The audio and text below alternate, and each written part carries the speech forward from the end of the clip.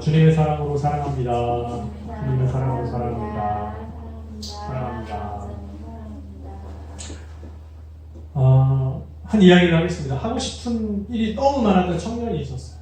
그 청년이 어느 날 선배가 와서 이런 청년의 복잡한 마음을 알았습니다.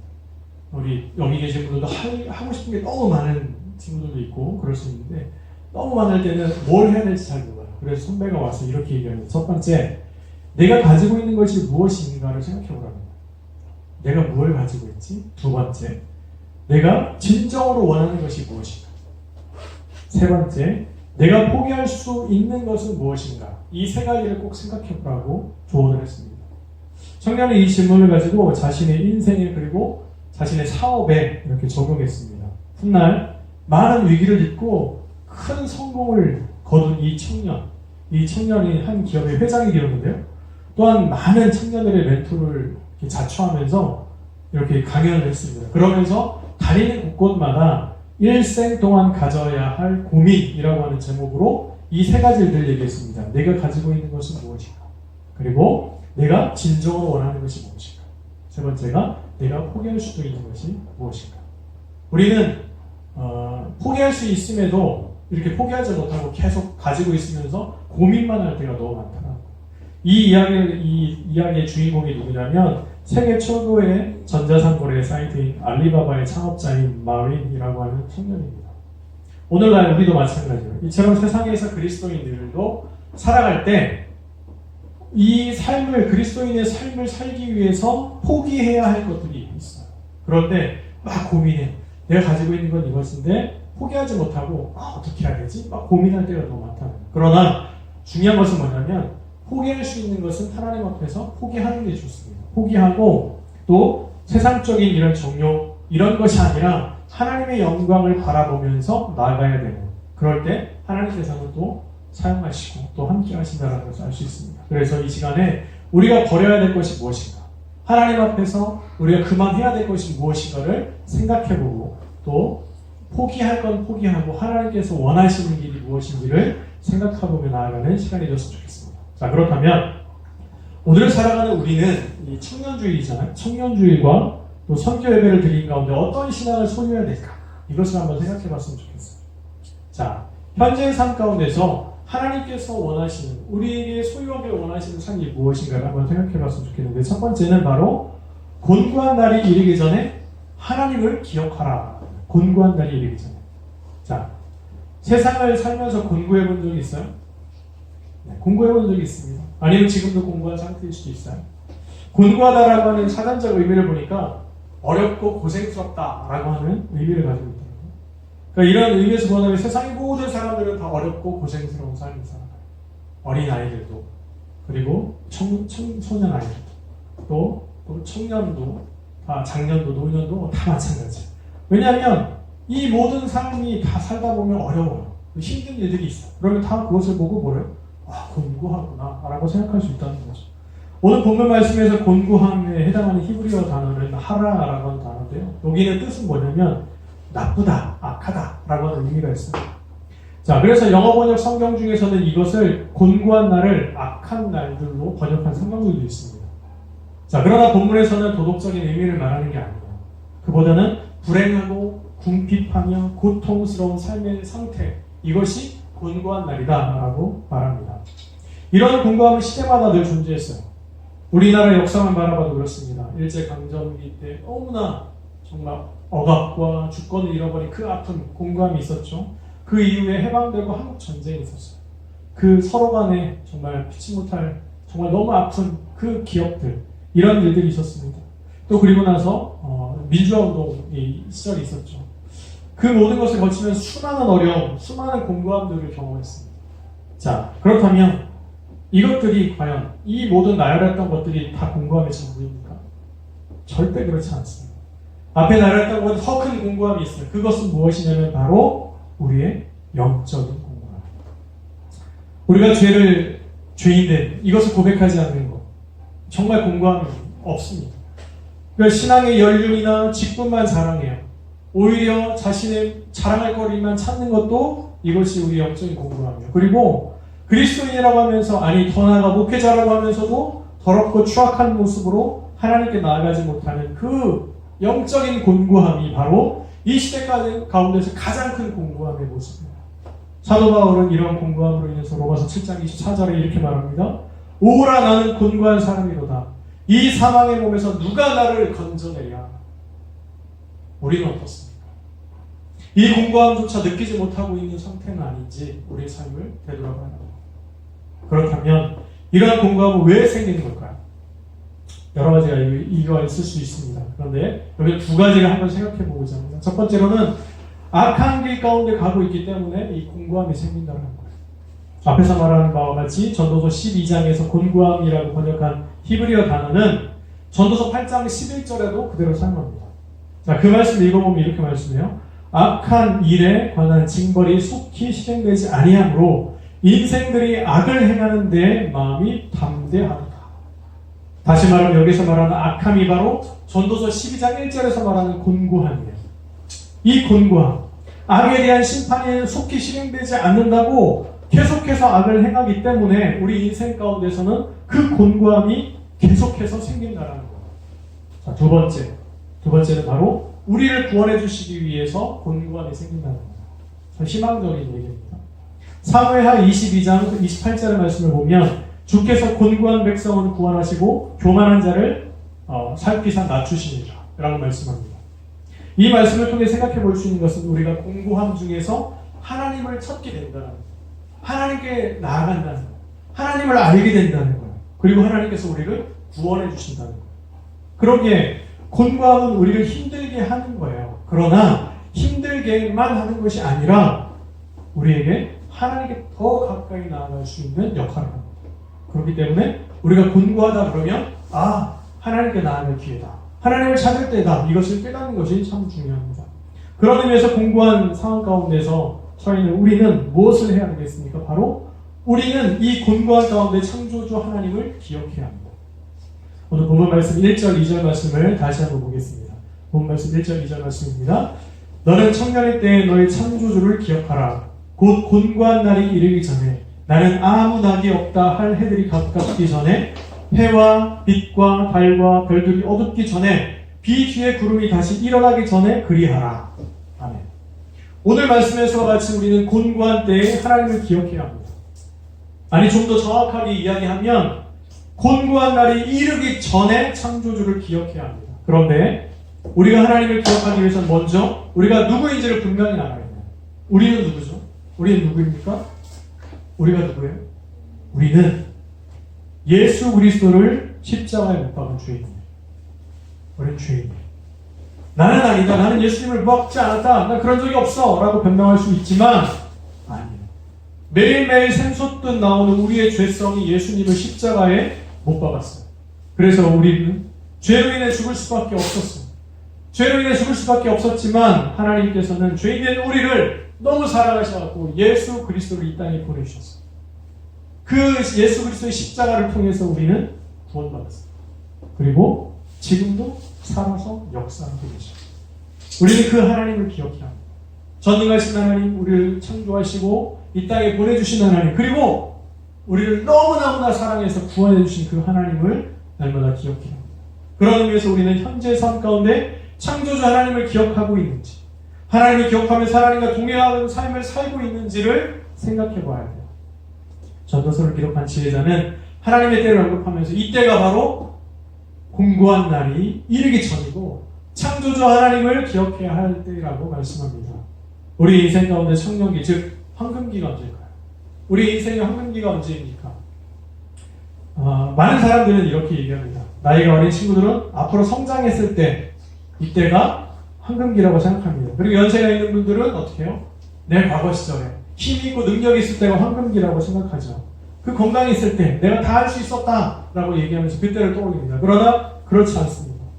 시간은 과거나 미래일 뿐이지 인생의 청년기 그리고 황금기가 아니에요. 그 시간들은 그런 게 아니에요. 우리 인생의 황금기는 과거나 미래가 아니라 바로 오늘이에요. 오늘. 인생에 있어 가장 중요한 날은 오늘이에요. 과거는 지나갔어요. 다시 오지 않아요. 미래는 아직 오지 않았어요. 그런데 현재의 삶은 너무나 중요합니다. 그렇기 때문에 어떻게 해요? 이것이 인생의 황금기고 청년의 때예요. 그냥 육적인 청년이 아니라 육신의 나이의 청년이 아니라 바로 지금의 때가 하나님 앞에 나아갈 청년의 때라는 사실입니다. 그러기에 전도서를 기록한 지혜자는요, 오늘이라고 하는 청년의 때를 살아가는 우리에게 창조주 하나님을 기억하라 라고 말씀합니다. 그러므로 오늘 살아가는 우리도 어떻게 살아야 할까요? 인생의 공고함 가운데, 그리고 영적인 공고함 가운데 창조주 하나님을 기억해야 합니다. 그 하나님을 바라봐야 돼요. 그러면서 창조주 하나님과 동행하는 그런 삶을 살아가는 우리의 삶이 되시기를 예수님의 이름으로 간절히 기도합니다. 두 번째는 무엇입니까? 바로 아무런 낙이 없을 때에도 하나님을 기억하라. 우리가 창조주 하나님을 기억할 때가 바로 아무런 낙이 없을 때. 자, 본문 말씀에 보면 전도서 12장 1절에 보면 이렇게 말하잖아요. 나는 아무 낙이 없다고 할 해들이 가깝기 전에 늘 창조주를 기억해야 된다. 여기서 말하는 나는 아무 낙이 없다고 표현한 이 때가 언제입니까? 신체적 나이로 말하면 사실은 노년기예요. 아, 나는 아무 낙이 없어 이제.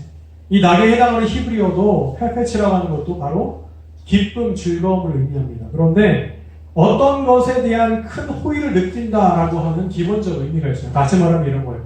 누군가로부터 무엇을 얻어서, 보아서, 들어서 기쁜 게 아니라 그냥 이런 수동적인 기쁨이 아니라 적극적인 의미의 기쁨, 즉 의욕적인 무언가를 추구하고 적극적으로 무언가를 이루고자 할 때의 기쁨이에요. 결론적으로 말하면 이거죠. 여기서 말하는 낙이 없는 상황은 다른 누군가로부터 얻게 되는 이런 것을 통해서가 아니라 자신이 나이 들어서 늙어짐에 따라서 아무것도 할 수 없는 것, 그리고 아무런 의욕조차 없는 상황이 낙이 없다라는 것, 이런 거죠. 그러나 여기 한 가지 더 생각해 볼 것이 있어요. 그것은 뭐냐면 우리의 육신은 무한하지 않고 유한합니다. 시간이 지남에 따라 날마다 쇠퇴해져가요. 그런 사실이 있어요. 우리 육신 그럴 수 있어요. 그렇다면 우리의 속사람은 어떠냐? 우리의 속사람. 사도 바울은 고린도후서 4장 16절에 이렇게 말합니다. 그러므로 우리가 낙심하지 아니하노니 우리의 겉사람은 낡아지나 우리의 속사람은 날로 새로워진다. 물론 이 말씀은 복음을 위해서 날마다 박해를 당하는 그 사도들의 그 모습, 그 상황을 얘기한 거예요. 상처를 받고 고통을 받고 핍박과 모든 매를 맞으니까 겉사람 날마다 상처도 있고 힘들고 아프고 그래요. 그렇지만 그 가운데서 예수 그리스도의 복음을 통해서 우리는 날마다 속사람이 어떻게 해요? 날마다 새로워진다. 이런 이야기를 하죠. 이처럼 당시의 사도들은 자신의 육신의 것으로 낙을 삼지 않았어요. 예수 그리스도의 복음을 낙으로 삼았습니다. 그리고 그 복음을 전하다가 엄청난 핍박과 박해를 받았습니다. 그런 의미에서 오늘 살아가는 우리는 날마다 무엇으로 낙을 삼고 있습니까? 전도서를 기록한 지혜자는 전도서 11장 9절에 보면 그 상반절에 보면 이렇게 말합니다. 청년이여 내 어린 때를 즐거워하며 내 청년의 날들을 마음에 기뻐하여 마음에 원하는 길들과 내 눈이 보는 대로 행하라. 이렇게 말합니다. 다시 말하면 내가 하고 싶은 대로 해.